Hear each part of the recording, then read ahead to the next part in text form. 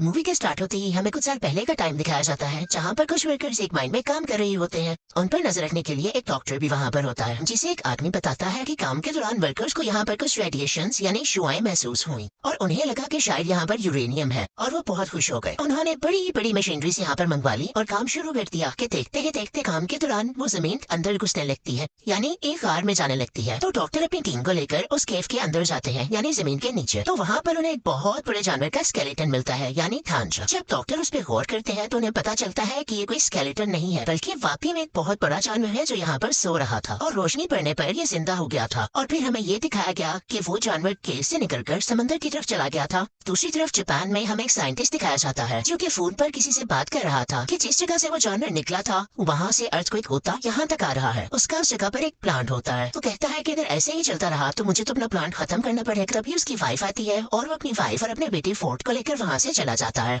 वो अपनी वाइफ से कहता है कि जो अर्थक्वेक के झटके आ रहे हैं ये मुझे कोई अच्छी बात नहीं लग रही, तो तब तक तुम मेरे प्लांट के पास मेरे कुछ टीम के साथ रहोगी। फिर हमें वही साइंटिस्ट एक लैब में दिखाया जाता है जो कि पता लगा रहा था कि असल में ये अर्थक्वेक के झटके आ कहाँ से रहे हैं, लेकिन उनमें से किसी को कुछ भी पता नहीं चल रहा था। तो वो कहता है कि सब मशीनरीज ऑफ कर दी जाए क्योंकि हम नहीं जानते कि झटके किस चीज के हैं और कहीं ये हमें नुकसान न पहुंचाते। इसी के साथ वहाँ पर फिर से अर्थक्वेक आने लगता है और साइंटिस्ट की वाइफ भी वहाँ पर आ जाती है। वो वहाँ से भागने लगती है। एक पॉइजनस गैस यानी जहरीली गैस उसकी तरफ बढ़ने लगती है। साइंटिस्ट अपनी वाइफ को बचाने के लिए आगे बढ़ता है, लेकिन तब तक बहुत देर हो चुकी थी और गैस पूरी तरह से उस कैबिन में फैलने लगी थी। तो उसकी वाइफ उसे कहती है कि दरवाजा बंद कर दो इससे पहले कि गैस यहाँ तक पहुँच जाए। और न चाहते हुए भी साइंटिस्ट को वो दरवाजा बंद करना पड़ता है और इसके बाद वो काफी उदास हो जाता है क्योंकि उसकी वाइफ अंदर रह गई थी। वो उससे कहती है कि हमारे बेटे फोर्ट का ध्यान रखना, और इसी के साथ रेडिएशन की वजह से वो पूरा का पूरा प्लांट तबाह हो जाता है। फोर्ट भी ये सब कुछ अपने स्कूल से देख रहा था। अब हमें 15 साल बाद का वक्त दिखाया जाता है। फोर्ट अब एक फौजी बन चुका था और कुछ मंथ की ट्रेनिंग के बाद वो अपने घर वापस आया था। वो अब मैरिड था कि उसकी वाइफ को कॉल आती है कि फोर्ट के डैड को पुलिस ने पकड़ लिया है। फोर्ट अपने डैड से नफरत किया करता था क्योंकि वो समझता था कि उसकी मदर की डेथ उनकी वजह से हुई, लेकिन अपनी वाइफ के कहने पर वो उन्हें मिलने चला जाता है और जाकर अपने फादर को पुलिस से छुड़वा लेता है। फिर वो दोनों घर आते हैं तो उसका फादर उसे कहता है कि बेटा वो एक एक्सीडेंट नहीं था बल्कि उसके पीछे कुछ रेडिएशंस थी और सेम चीज हम अभी भी फील कर रहे हैं फिर से, और वो अभी भी इसलिए अरेस्ट हुआ था। बताता है कि मेरे दोस्त ने भी वॉइस फ्रीक्वेंसी नोट की है, यानी वहाँ पर से अजीबोगरीब आवाजें आती हैं। तो मुझे वहाँ पर जाकर देखना होगा और ये साबित करना होगा कि उस रोज प्लांट पर जो ब्लास्ट हुआ वो कोई एक्सीडेंट नहीं था। तो फिर फोर्ड अपने फादर के साथ वहाँ पर जाता है। अब वो लोग नोट करते हैं कि वहाँ पर कोई जहरीली गैस या रेडिएशन नहीं थी। वहाँ पर पुलिस फिर से आ जाती है और उन दोनों को पकड़कर अपने साथ ले जाती है और वहाँ पर वही डॉक्टर जो मूवी के स्टार्टिंग सीन में दिखाया गया था वो भी होता है। वो सब साइंटिस्ट से पूछते हैं कि आखिर तुम बार बार उस जगह पर क्यों जाते हो, तो वो सब कुछ बताने लगता है जो वो करना चाहता था। डॉक्टर ये सुनकर बहुत हैरान होता है क्योंकि इतनी सारी इन्फॉर्मेशन तो उसे भी नहीं पता थी।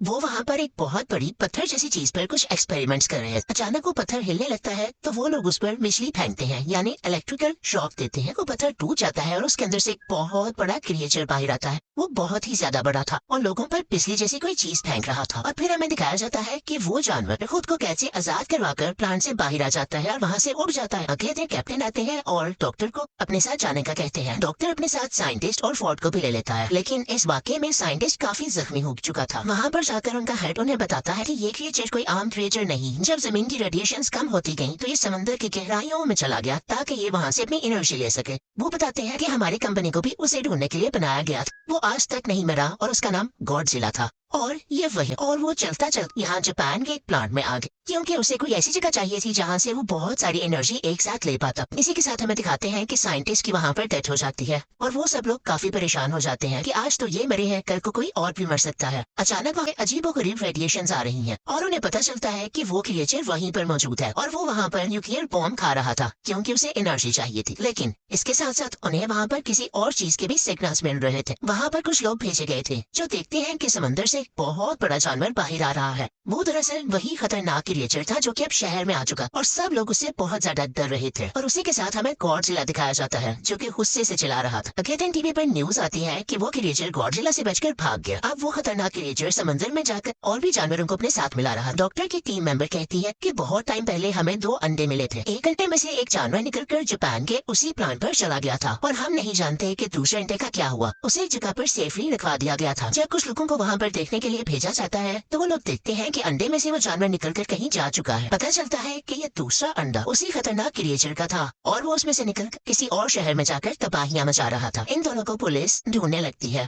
फिर हमें दिखाया जाता है कि डॉक्टर टीवी पर दूसरे क्रिएचर की फुटेज देख रहे होते हैं। वहाँ पर वो नोट करते हैं कि इस क्रिएचर के तो पैर ही नहीं है जैसे पहले क्रिएचर के थे। रिसर्च करने पर उन्हें पता चलता है कि ये फीमेल है और पहला क्रिएचर मेल था। अब क्योंकि फोर्ड भी एक फौजी था तो उसे आर्मी के साथ हर जगह भेज दिया जाता है कि वो उन क्रिएचर्स को रोक सके। दूसरी तरफ हमें कैप्टन बताता है कि वो क्रिएचर्स बहुत तबाही कर रहे हैं, तो हाइटन से कहता है कि हमें इन्हें एक बहुत ही खतरनाक बॉम्ब से उड़ाना पड़ेगा। तो कैप्टन कहता है कि इससे तो उन्हें फायदा होगा क्योंकि उन्हें न्यूक्लियर एनर्जी चाहिए और इससे वो और ज्यादा स्ट्रॉन्ग होंगे। तो हेड कहता है कि हम इसके सिवा कर भी क्या सकते हैं, रिस्क तो लेना होगा। वो दोनों क्रिएचर्स अपनी एनर्जी रिस्टोर करने के लिए यानी रेडिएशंस को खुद में फिल करने के लिए एक समंदर में जा रहे थे क्योंकि समंदर की गहराई से उन्हें बहुत सारी रेडिएशंस मिली और गॉडजिला दूसरी तरफ उन्हें मारने के लिए आ रहा था। तो ये सब लोग भी उसी समंदर की तरफ बढ़ते हैं और वो न्यूक्लियर बॉम्ब भी अपने साथ रख लेते हैं। फोर्ड भी इन पर नजर रखे हुए था। वो बॉम्ब उन्होंने एक बोट पर रखा हुआ था। मेल के लिए चलाकर उस बोट पर अटैक कर देता है और वो न्यूक्लियर बॉम्ब उठाकर वहाँ से चला जाता है।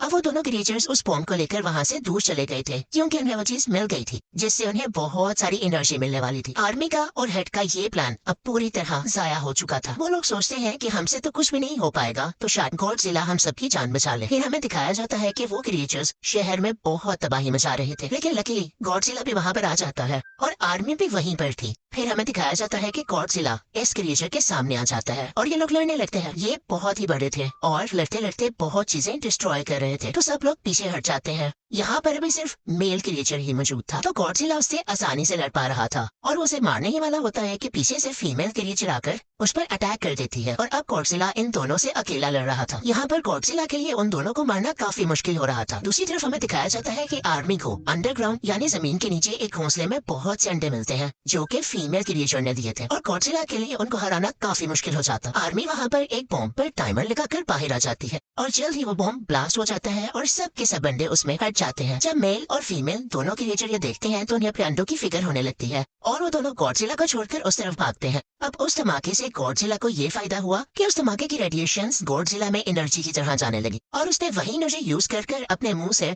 उन दोनों क्रिएचर्स पर फेंकी और अब गॉडजिला काफी स्ट्रॉन्ग हो चुका था और वो दोनों क्रिएचर से पूरी ताकत से लड़ रहा था। और यहाँ पर गॉडजिला मेल क्रिएचर को मार देता है तो ये देखते हुए फीमेल क्रिएचर को काफी गुस्सा आता है और उसे इस बात का भी गुस्सा था कि आर्मी ने उसके अंडों को मार दिया। तो वो फोर्ट की तरफ बढ़ती है, लेकिन गॉडजिला उसे पीछे से आकर पकड़ता है और उसका मुंह खोलकर अपने मुंह से सारी की सारी रेडिएशंस उसके अंदर डाल देता है, जिसकी वजह से उसे बहुत पेन होने लगती है और वो मर जाती है। फोर्ड भी यहाँ पर काफी जख्मी हो चुका था, लेकिन आर्मी उसे ठीक करने के लिए वहाँ से ले जाती। अगले दिन हमें गॉडजिला दिखाया जाता है। लोग समझ रहे थे कि वो मर चुका है, लेकिन वो थक चुका था और अपनी आंखें बंद कर लेटा हुआ था कि अचानक वो उठता है और वापस समुद्र में जाने के लिए चलने लगता है। वो इनफैक्ट यहाँ पर किसी को कोई नुकसान नहीं पहुंचाने आया था। उसकी दुश्मनी तो बस उन खतरनाक क्रिएचर्स से थी और अब जैसा कि उसने उनको मार दिया तो वो वापस समुद्र में चला जाता है। और अब दिखाया जाता है कि फोर्ड भी अपनी बीवी और बेटे के पास चला गया था और सब कुछ यहाँ पर ठीक हो जाता है। इसी के साथ मूवी भी एंड होती है। Thank you for watching.